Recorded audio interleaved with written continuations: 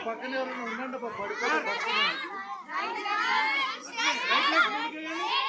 okay okay కొంచెం left left left జరగండి left జరగండి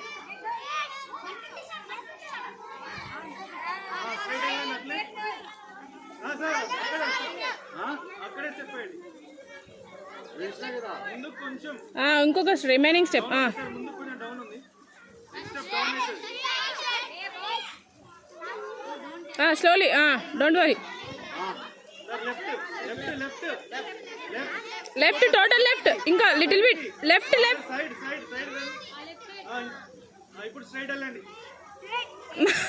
ఓకే